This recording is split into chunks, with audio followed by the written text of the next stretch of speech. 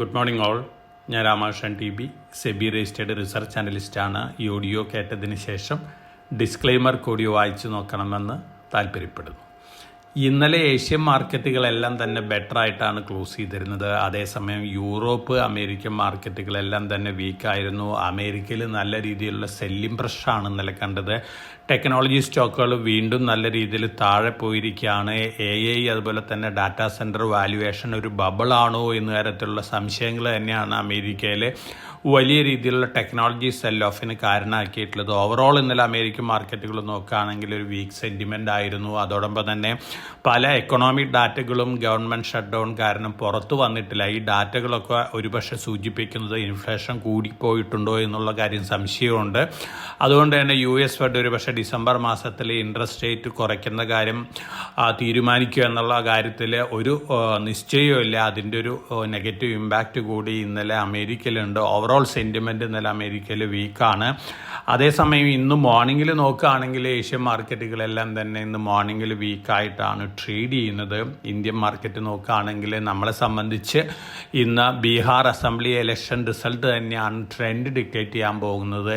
NDA വലിയ ഭൂരിപക്ഷത്തിൽ തിരിച്ചു വരികയാണെങ്കിൽ മാർക്കറ്റിനെ സംബന്ധിച്ച് പോസിറ്റീവാണ്. അതേസമയം NDA ലൂസ് ചെയ്യുകയാണെങ്കിൽ വലിയ രീതിയിലുള്ള സെൽ ഓഫ് ഒക്കെ നമുക്ക് മാർക്കറ്റിൽ എക്സ്പെക്റ്റ് ചെയ്യാനായിട്ട് സാധിക്കും.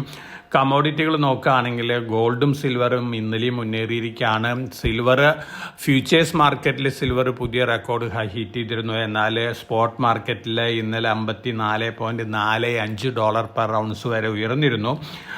റെക്കോർഡ് ഹൈ $54.52 പെർ ഔൺസാണ് 20 ഒക്ടോബർ 2025 ഹിറ്റ് ചെയ്തത്. ഗോൾഡ് നല്ല രീതിയിൽ ഇന്നലെ മുന്നേറിയിരുന്നു. $4265.6 പെർ ഔൺസ് വരെ സ്പോട്ട് ഗോൾഡ് മുന്നേറിയിരുന്നു. ഇന്ന് മോർണിംഗിൽ ട്രേഡ് ചെയ്യുന്ന $4207 പെർ ഔൺസിനാണ്. സ്പോട്ട് സിൽവർ ട്രേഡ് ചെയ്യുന്നത് $53.31 പെർ ഔൺസിനാണ്. തീർച്ചയായിട്ടും സിൽവറും ഗോൾഡും വീണ്ടും ഒരു ബുള്ളിഷ് ടെറിട്ടറിയിൽ തന്നെയാണ്. ഗോൾഡ് അടുത്ത ദിവസങ്ങളിൽ ഒരു പക്ഷേ പുതിയ റെക്കോർഡ് ഹൈ ഹിറ്റ് ചെയ്യാനുള്ള സാധ്യതകളുണ്ട്. അതോടൊപ്പം തന്നെ സിൽവറും നല്ല രീതിയിൽ മുന്നേറാനുള്ള സാധ്യതകൾ തന്നെയാണ് കാണുന്നത്. മറ്റ് കമ്മോഡിറ്റികൾ copper, aluminium, natural gas, brent crude oil, ഈ കമ്മോഡിറ്റികളാണ് ഇന്നലെ ബെറ്റർ ആയിട്ട് ക്ലോസ് ചെയ്തിട്ടുള്ളത്. അതേസമയം സിങ്കിൽ സ്ലൈറ്റ് സെല്ലിംഗ് പ്രഷർ ഉണ്ട്. ഒപ്പം നാച്ചുറൽ ഗ്യാസ് വീണ്ടും മുന്നേറുകയാണ്. അപ്പോൾ ഓവറോൾ ഒരു മിക്സഡ് പിക്ചറാണ് ഇന്നലെ കമ്മോഡിറ്റി മാർക്കറ്റിലുള്ളത്. ഗോൾഡ്, സിൽവർ, അതുപോലെ തന്നെ അലുമിനിയം, നാച്ചുറൽ ഗ്യാസ് ഒക്കെ മുന്നേറിയിരിക്കുകയാണ്. ഇന്നും ആണെങ്കിലും അത്തരത്തിലുള്ളൊരു സിറ്റുവേഷൻ തന്നെയാണുള്ളത്. നമ്മളെ സംബന്ധിച്ച് നമ്മുടെ മാർക്കറ്റിൻ്റെ കാര്യം നോക്കുകയാണെങ്കിൽ ഇന്നലെ ബാങ്ക് നിഫ്റ്റി അതുപോലെ തന്നെ ഫൈനാൻഷ്യൽ നിഫ്റ്റി ഒക്കെ പുതിയ റെക്കോർഡ് ഹൈ ഇട്ടിരുന്നു. ബാങ്കിങ്, NBFC സ്റ്റോക്കുകളിലുള്ള മുന്നേറ്റമായിരുന്നതിന് കാരണം ഇന്ന് തീർച്ചയായിട്ടും നമ്മളെ സംബന്ധിച്ച് ബീഹാർ അസംബ്ലി ഇലക്ഷൻ തന്നെയാണ് ട്രെൻഡ് ഡിക്റ്റേറ്റ് ചെയ്യാൻ പോകുന്നത്.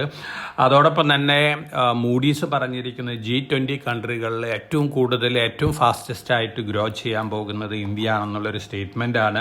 തീർച്ചയായിട്ടും ഇന്ത്യനെ സംബന്ധിച്ച് പോസിറ്റീവായിട്ടുള്ള ന്യൂസ് തന്നെയാണ്. അതോടൊപ്പം തന്നെ നമ്മൾ Q2 റിസൾട്ടുകൾ ഇന്നലെ പുറത്തു വന്നിട്ടുള്ള റിസൾട്ടുകൾ നോക്കുകയാണെങ്കിൽ GMR airport, KRBL, Oswal pumps, Muthoot finance, NBCC, Hero MotoCorp, Ipca, Paras defence, ആക്സിക്കൈറ്റ് technologies, Eicher motors, Ventive hospitality, NSDL, TVS supply chain solutions, Tega industries, ഈ കമ്പനികളൊക്കെയാണ് ബെറ്റർ Q2 റിസൾട്ടുകൾ പുറത്തു വിട്ടിരിക്കുന്നത്. തീർച്ചയായിട്ടും അതിൻ്റേതായ ഒരു ഇമ്പാക്റ്റ് ഒക്കെ സ്റ്റോക്കുകളിൽ കണ്ടേക്കാം.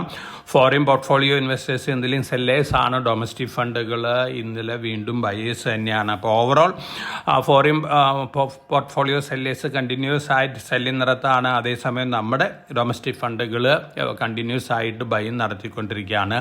ഇന്ത്യയിൽ ഫോറിൻ പോർട്ട്ഫോളിയോ ഇൻവെസ്റ്റേഴ്സിൻ്റെ ഹോൾഡിങ്സ് ഓവറോൾ നോക്കുകയാണെങ്കിൽ 16.9% മാത്രമേ ഉള്ളൂ.